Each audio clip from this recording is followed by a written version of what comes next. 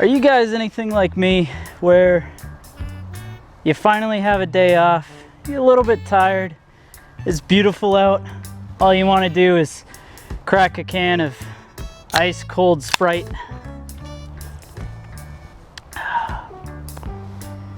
Maybe you want to set out the kiddie pool, toss your legs in and be nice and cooled off for the day.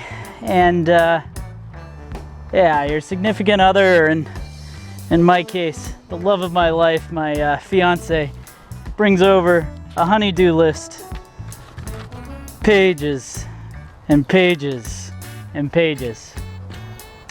Well, today is one of those days that I'm gonna have to take you on a honeydew list. Luckily, it's only about 700 days old. Or was it 3 years? Well, anyways, I promised her a long time ago that I'd build her a cruiser bike, and it's time for us to get that done.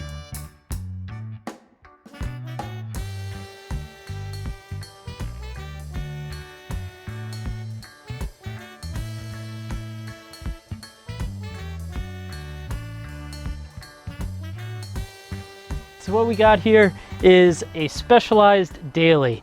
This is a cruiser bike that Specialized made a few years ago, and something that I was able to pick up. You know, they don't normally sell these frames individually, but something came about where I was able to get one, and I think it's been a couple of years since I did so. But here it is. So I had promised I would build this for my fiance, actually well before she was even my fiance, but her favorite color is green, and this is just such a good looking bike. So I figured that this would be a pretty fun way to get a pretty cool bike. Now, unfortunately, because I've had this so long, there's scuffing and little things messed up, and if you take a look at the fork, you can see sort of the same thing going on, but I think she'll still enjoy it. So what I went ahead and did was, right around a year ago, I came across a used cruiser bike pretty similar to this, an Electra, that unfortunately had fallen off of a car rack. And the good news is that meant that a lot of parts were still salvageable and usable. So I went ahead and got it, and I stripped all the parts off of it, made sure to totally finish destroying the frame so somebody couldn't hurt themselves just by throwing it in the trash. But now I've got a pile of parts, and really the first thing and what's kept me from doing this project was I just need to figure out what do I have and what'll work. So we'll go ahead and start with the wheels here. So this is a set of wheels. It's a freewheel wheel. They are bolt-on, which is perfect. 700C in diameter. And I believe these guys are probably what, a 40C in width. So that's gonna be nice. It's got a nice gray tire, and if you match that up, I think it'll end up looking pretty nice. You know, the gray lettering on the green there. I've of course got the fork. The fork is an 1.1 inch threadless setup. I've got a wider set of bars.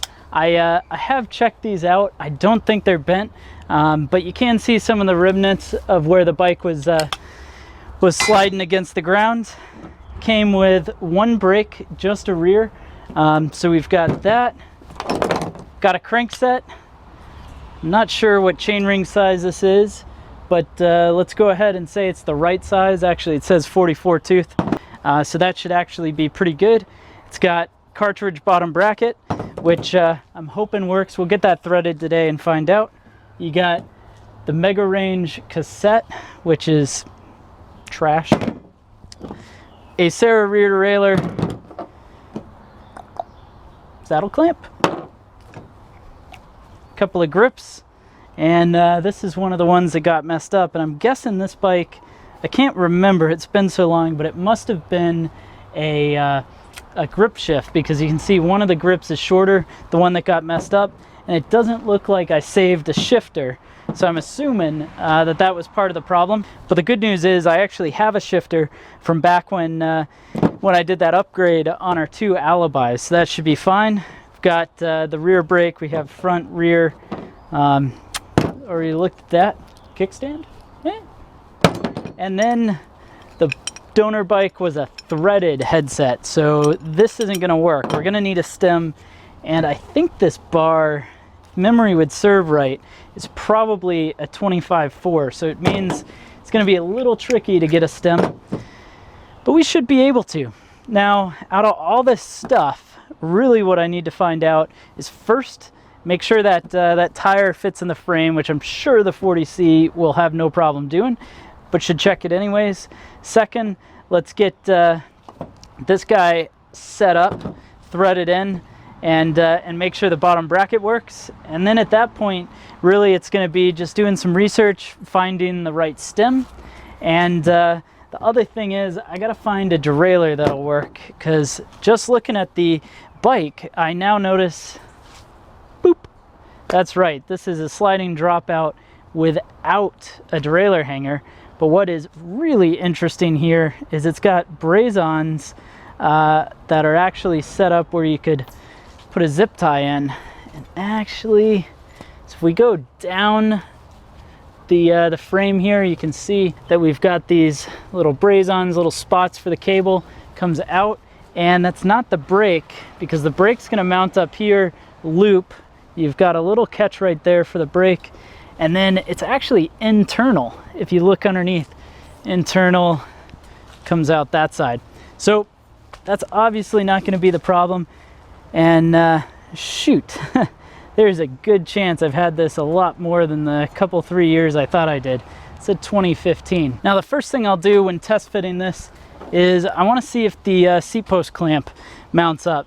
The neat thing with this seat post clamp is it's actually got some threaded spots to be able to put, say, like a rear rack on. Even though this has rack mounts, ooh, magic. So that goes on just fine. And now the crankset. Let's go ahead and start pulling this guy apart. So to pull this guy apart, it should be pretty easy. I think I've got said tools required. Perfect. Right here, this is just going to be bottom bracket crank puller. Our crank puller, threading it right in, just like that. And actually, these aren't pressed in, but normally you would need a pipe wrench, and that'll pull right off. So pretty simple with just this crank extractor. Go ahead and do that on the other side here.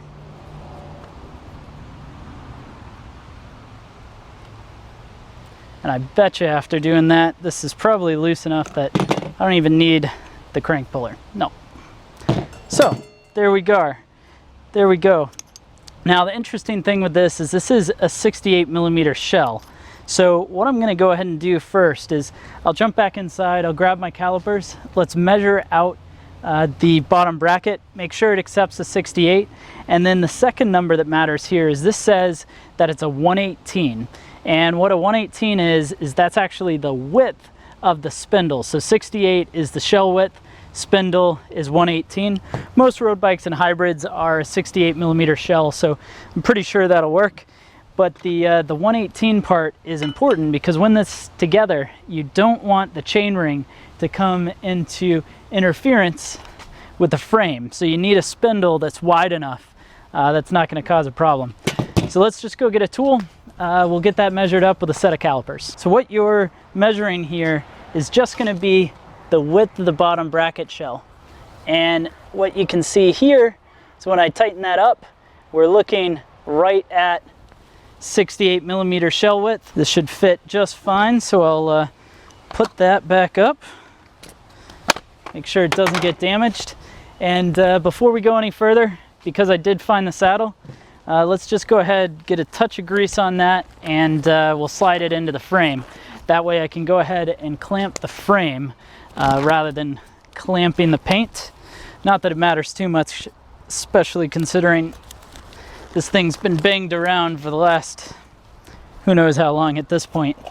Long enough that we shouldn't talk about it. So, a little bit of grease inside there. Wipe that off. Right in we go with this.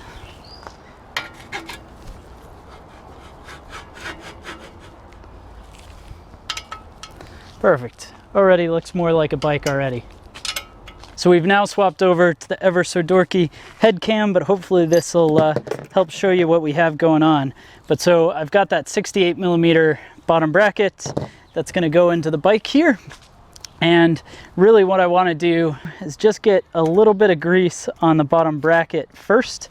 That way we can start threading in our bottom bracket. So get that into the shell. Anytime that you're metal to aluminum, grease is always going to be helpful because it's not going to creak or make noise. And now we're going to take our Pedro's tool here, and we're just going to start by threading that in, which I think is anti-clockwise, as we're discovering that's true. In we go. Now, I'm sure there is a torque for this. Actually, I've got a ratchet.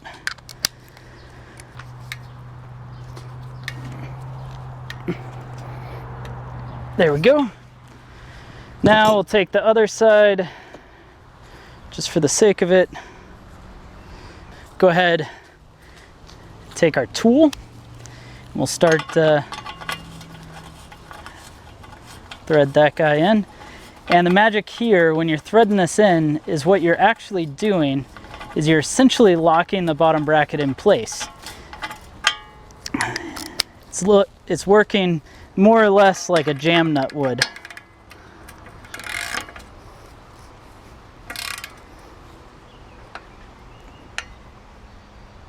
There we go. Plenty of torque on it because you don't want that going loose.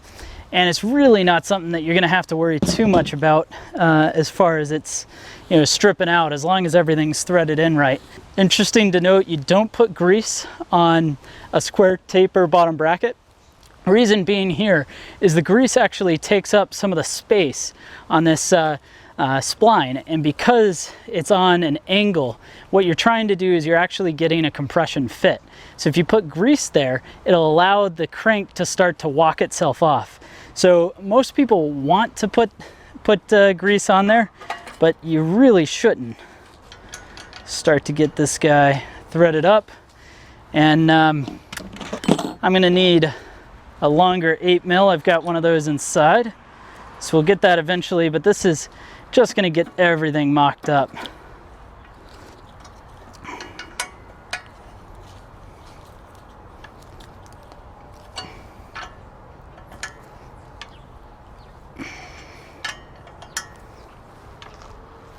All right, there we are. Now, some really great news about this is if we take a look, there is plenty of room between that chainring and the frame. And of course, there's plenty of room between the crank arm and the frame. So that's gonna work just fine. Let's do it on the other side here.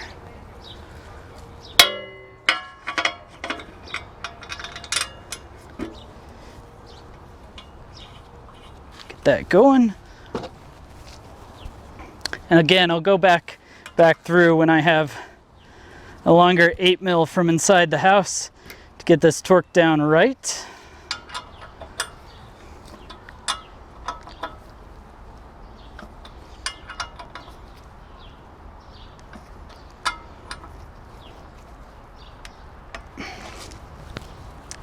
There we are. Not a bad gig at all. So next step here is let's go ahead and take the rear wheel. And here's gonna be the moment of truth, because I bet you this is 135 space. It's time to find out is the frame. So take this, make sure the nuts are backed off, slide this in.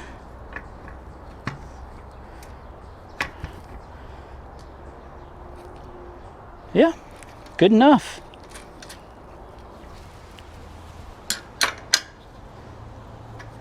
There we go.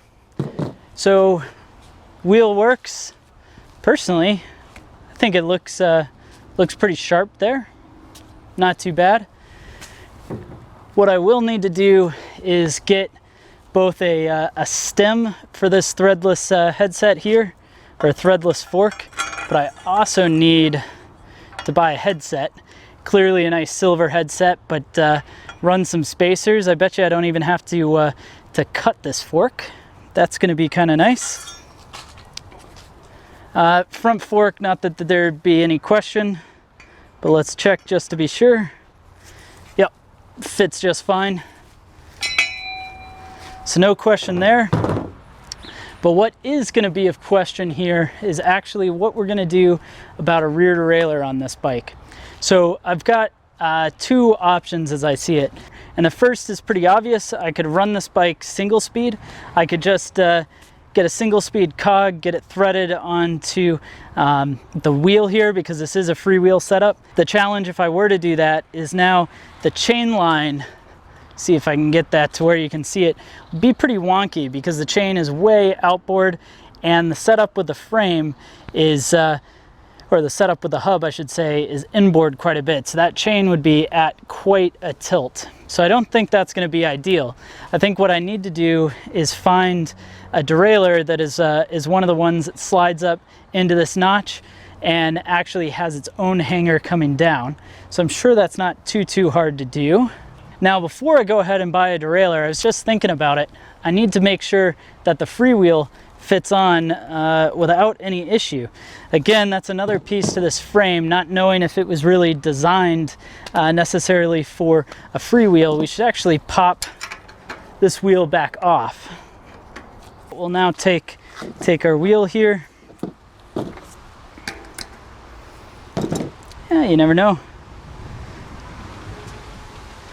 No reason to take it off once I get it on there, assuming it all fits,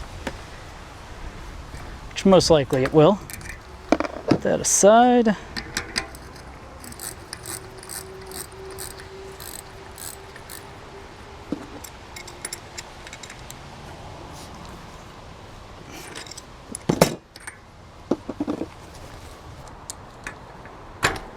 Feel pretty confident.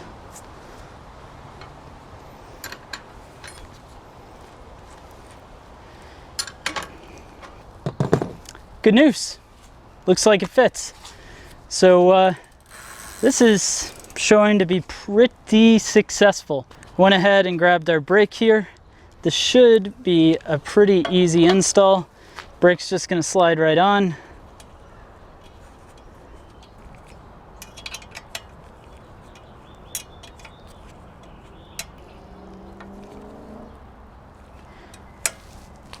Brake's installed. So we've got a brake that works. Tell you what, this is going to be a pretty sharp bike when it's all done. So I think that about covers what we can actually get done with the bike today. I've got this mounted up. The brakes definitely seem like it'll fit. We've got crankset, which also will work, which is a great thing. Of course, got the freewheel, all that set up. But now I definitely need to work on getting a rear derailleur for the bike. I still have to get a headset for the bike here. So I got to get a headset, 1 1/8" steer tube. So that should be pretty easy. Drink some more Sprite. Front brake, which I didn't test out, but I have no reason to believe it won't work. But if it doesn't, who cares? This derailleur, it's not going to work for this gig. Now, one thing that I do think is I probably want to keep these grips. So this is an Electra grip. The reason I might keep this is I like the look of the gray saddle with the look of the gray on the rest of the bike, and that matches up perfect. So I'm wondering, maybe Electra sells these where I can get more aftermarket, or I'll just find some grips that are of a similar format. Other thing, we've got a kickstand. I haven't tested this out, but of course I could get the kickstand mounted up. I feel like that deserves a video of its own, so maybe we'll save it for later. I'm kidding. And finally, we need to check the size of the handlebar. That's because I think this bar is going to look pretty nice. I mean, take a look at that. I think that has a pretty nice look to it. Nice retro cruisery style. So I'll get a stem, but I need to know what size this is. This is either going to be 26.0 or 25.4. So we've got the trusty calipers right here, measure that out, and that's 25.26. I suspect that really is 25.4. So we'll get a 25.4 handlebar, get some new grips. So really the next step with this bike is I've just got to get those parts ordered. I'll get all of those in, and then maybe in a couple of weeks, we'll do the final build on this bike. It should be super simple to get the rest of this all set. Really nothing to worry about. So thanks so much for watching this video. Be sure to hit that thumbs up button. It really lets me know that you enjoyed the video. While you're at it, leave me a comment down in the comment section below. Let me know what you think about this bike. What would you do? I mean, it's a little bit of a blank canvas at the moment. And then finally, definitely make sure you're subscribed. I appreciate everyone who is. That way you can see more videos like this in the future.